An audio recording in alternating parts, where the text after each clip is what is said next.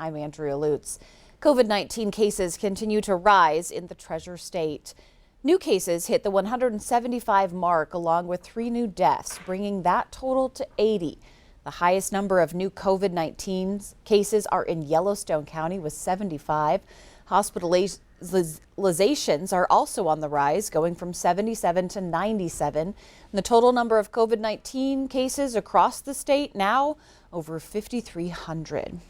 Okay, we are going to jump right over to weather because we've got a Rob Griggs tracking those hot and dry conditions across the state. How's it going out there? Hot and dry, you hit it right on the head, and it's going to be one of those afternoons where we have to be very, very careful because of extreme fire conditions. I thought I'd show you the smoke plume map right now across the Pacific Northwest. You notice those California fires are catching the jet stream in just such a way that it's grazing across southwest, north central, and central Montana. Then a couple of fires out in eastern Montana drifting out toward Bismarck and toward North Dakota.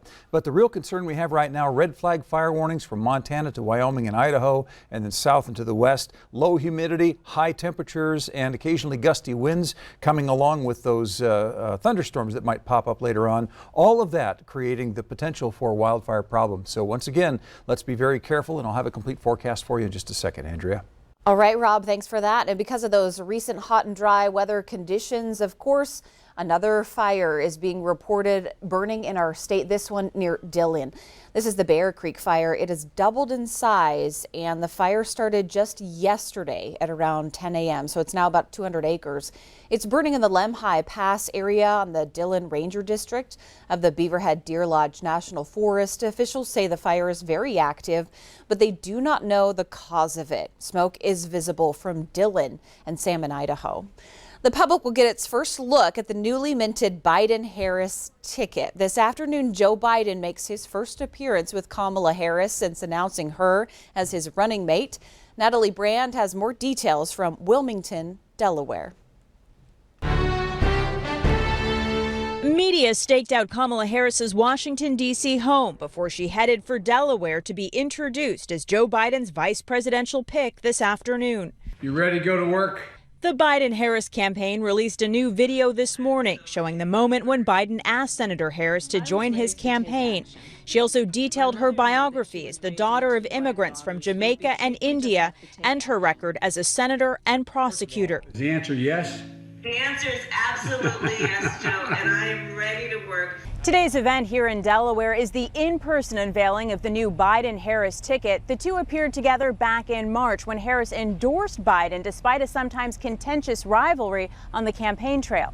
President Trump responded to the pick Tuesday by slamming Senator Harris's questioning of Justice Brett Kavanaugh and her attacks on Biden during the Democratic primary debates. She was probably nastier than even Pocahontas to Joe Biden. She was very disrespectful to Joe Biden. And it's hard to pick somebody that's that disrespectful. A photographer caught this close-up of Biden's talking points at an event last month. Under Harris's name, it said, "Do not hold grudges." And her supporters call the president's attacks sexist. We don't use that kind of language to describe men, and particularly women who are doing their jobs. She was running a campaign. She's interrogating witnesses. She's serving the people's interest. Enthusiasm for Harris as the pick translated into more than $10 million for the Biden campaign within hours of the announcement. Natalie Brand, CBS News, Wilmington, Delaware. Election experts say Biden and Harris will raise even more money when they headline a virtual fundraiser this evening. The Montana Supreme Court rejected a request from the state Republican Party to disqualify Democrat Attorney General candidate Rafe Graybill from the election. The GOP's request says the 31-year-old hasn't actively practiced law in 5 years in Montana. That's a constitutional requirement for any attorney general. But in a 5-0 opinion, the high court said the Republican Party's filing does not meet the standard for the emergency ruling.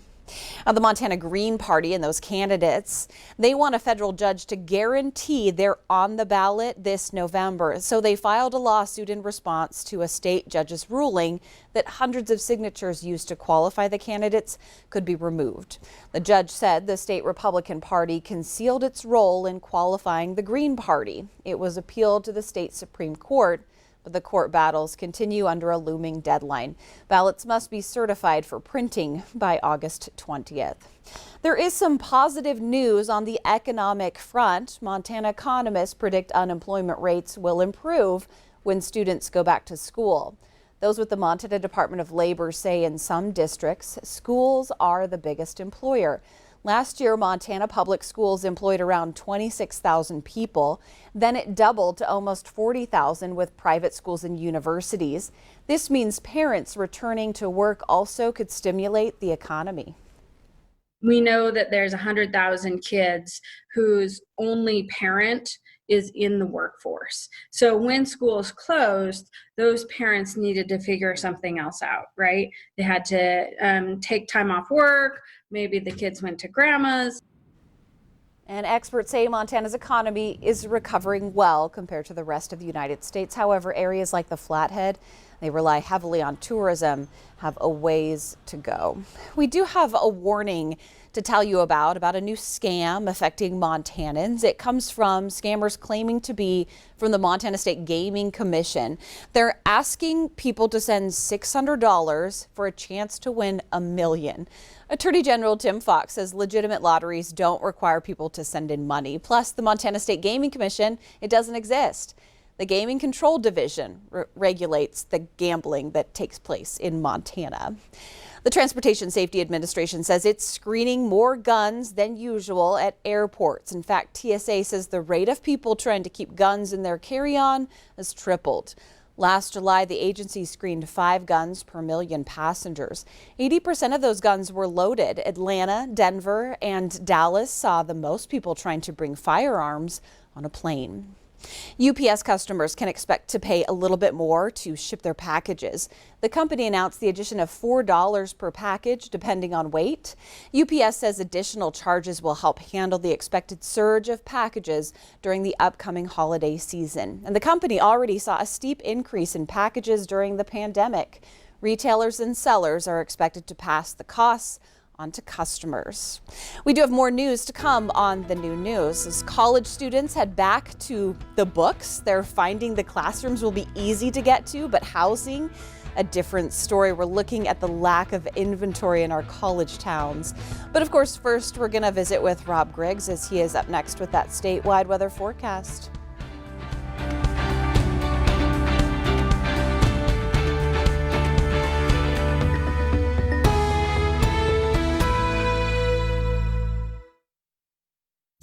That'll be rumbling in off the mountains in southwestern and southern Montana because many of these thunderstorms may not contain a lot of rain, but they could have wind and they could have lightning. And so right now we're keeping an eye on that. Temperatures haven't blown up too much here in the last few hours, but we are starting to edge up to the 80s and 90s. And when the cloud cover clears up, then we'll really start to see those temperatures jump right up there. Still a 79 at Butte, nice comfortable 70 at Missoula, a comfortable 68 up in Kalispell. And those are the places where the weather's feeling really good. Yesterday's highs into the 80s and 90s. We were pretty darn close to 100 degrees at Miles City, and this whole region out there in eastern Montana and northern Wyoming, not quite as strong out there in the 80s and right around 90 degrees as you head to north central Montana. The wind across the state right now, probably strongest in the Yellowstone Valley. Livingston picking up 44-mile-an-hour wind gusts, but it has been blowing a little bit from the high line down over toward Butte and Helena and even down toward Dillon. Now, the jet stream right now is arcing all of the weather for the most part up to the north and away from us into Alberta and Saskatchewan, but we are seeing some of those little shortwave disturbances come up over the mountains. Those are the ones we're concerned with right now because those are the ones that could aggravate a fire situation that we could see develop later on. We showed you a little while ago what the map looks like. All of the red on the map right now, red flag fire warnings in effect for the most part right now till midnight, and those will begin to expire from midnight on, moving southward. Meanwhile, we've got this cold front with an associated trough that's moving through. Now, usually that's really good news. The problem is we don't have a lot of water associated with this front. We do have wind potential, but in the good sense, by tomorrow we should have slightly cooler temperatures. In some cases, maybe 10 degrees cooler tomorrow than it will be today. But we still have to get through this evening, and yeah, we have a big patch of potential potentially strong to severe weather out here from extreme eastern Montana into the Dakotas and off toward the Great Lakes. So let's hope we get through the day and the evening without any more of these wildfires starting. That really would be very, very good news for us. Across the state, red flag fire warnings, the potential for strong to severe thunderstorms in the northeast. Highs will be as warm as 100 degrees out there in Miles City, maybe no more than 69 degrees out there in Kalispell. That sounds really comfortable, all things considered. And as we move on through the afternoon and evening, we'll see those thunderstorms begin to abate. Skies will clear. The red flag fire warnings will drop off the map. We'll still have a chance for those strong to severe thunderstorms in eastern Montana, dropping down to the 40s and maybe the 50s. Could see a 60-degree reading or two. And then tomorrow, kind of the same pattern. Chance for strong to severe weather, but all the red flag fire warnings down into Wyoming, and temperatures, of course, will be into the 70s and 80s. Quick look at our extended forecasts for Kalispell and Missoula. You notice we've got temperatures right around 79 degrees on Friday for Kalispell, and so it will warm up there eventually, we promise. Looking at Great Falls and Helena, we're moving from the 70s to the 80s. We do have some clouds to look forward to there, but then the sun returns as we head into the weekend. It's going to feel very summer-like. Bozeman, Butte, well, we have a couple of thunderstorms possible for today out there in Bozeman, but also we're looking for temperatures to stay moderate in the 70s to low to mid 80s. And of course, Glendive and Billings, as you can always count on it being a little warmer out there in the east, almost 100 degrees with a slight chance of thunderstorms today in Glendive, about 95 in Billings. Andrea? All right, Rob, thanks so much. University of Montana students moving back to Missoula might have trouble finding a place to live. MTN's Katie Miller finds out what's behind the lack of inventory. As college students return to Missoula, rental applications are piling up, and property management groups say they're seeing some of the lowest vacancy rates they've seen in the past decade. We hear a lot of them complaining about how difficult it is to get into something right now. You know, it's expensive to apply. So if they're applying at multiple places trying to get into something and they're unable to secure anything, it gets expensive. Heather Schwank with Missoula Property Management says of the 1,600 units it manages, only one is ready to rent. It's just crazy. I don't know. Schwank says she's never seen anything like this. She says usually there are about 50 or 60 units available, but the last time she checked, the vacancy rate was less than 1%. Paul Burrow with Professional Property Management says prior to this summer, Missoula's overall vacancy rate was around 3%. I feel really sorry for anybody that has, some kind of credit issue or poor rental history or something like that. It's just going to be tough for them. And it's not just that there are no apartments. We were begging people to not apply. Schwank says she currently has 141 applicants waiting for something to open. Burrow says earlier this summer, he had 124 applicants for 28 properties and currently has 0 units available. This is with the university down, 5,000 kids or so from what it used to be. If that ever gets turned around, imagine that problem. Both companies attribute the issue to people moving in from out of state, lack of options, and people staying in their leases for longer due to the pandemic. Burrow suggests having your rental references ready before you go to apply. In Missoula, Katie Miller, MTN News. They want to see more units built so that the burden doesn't fall on renters. The state of Montana is directing $50 million toward expanding child care. Using coronavirus relief funds, grants will be available for organizations for school-aged children when they are out of the classroom. Families with special circumstances can also apply. The child care grants and scholarships are available August 19th. You can go to covidreliefmt.gov to learn a little bit more about that. All right, your latest egg news is coming up next with Russell Nemitz. I'll be covered by the Coronavirus Food Assistance Program, or CFAP, in response to public comments and data. And the big addition for our region is all sheep. On Tuesday, I talked with the American and the opportunity for assistance to help keep U.S. sheep operations afloat during these very challenging times. That's correct, Russell. The department announced today that the running age ewes, those in the breeding herd 2 years and older, have been deemed eligible for CFAP. So they will be, the folks that have already applied will get to add that back into their application. For those that hadn't got around to it yet, they'll get to certify their entire inventory of sheep for the CFAP payment. That's $7 a head. For any of those running age ewes that were sold last winter in that January through April period, that rate will be $24. So, I can easily see this being 2+ million head of sheep at $7. That puts another $14 million to the total, which to date is running right around $33 million paid out to the sheep industry. And Peter says the U.S. sheep industry is very grateful that the USDA recognized the need for CFAP funding. Absolutely. There's so much of the wool that just isn't moving, so there's no revenue on that front. If it is, it's moving at a 30-40% discount to what we've been running for the record prices last 2 years. And as well, you have a lot of the Intermountain West, Northern Plains that with their spring lambs, they're viewing their marketing, just a little over a month to 2 months out. So I think they're paying more attention to the lamb market. So as you said, every one of these dollars helps with these people working with their bankers.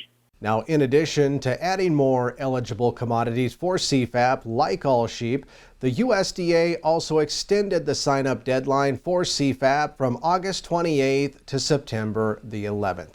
For more information about CFAP and how to get signed up, please contact your local FSA office or visit them online at farmers.gov/CFAP. Well, stay with us. We'll have more ag news right after this. Well, harvest of the 2020 U.S. spring wheat crop advanced to 15% complete as of this past Sunday. That's up from 5% the previous week as generally favorable harvest weather prevailed across most of the region. Now, this pace is ahead of a year ago when just 6% was harvested, but still behind that 5-year average of 25%.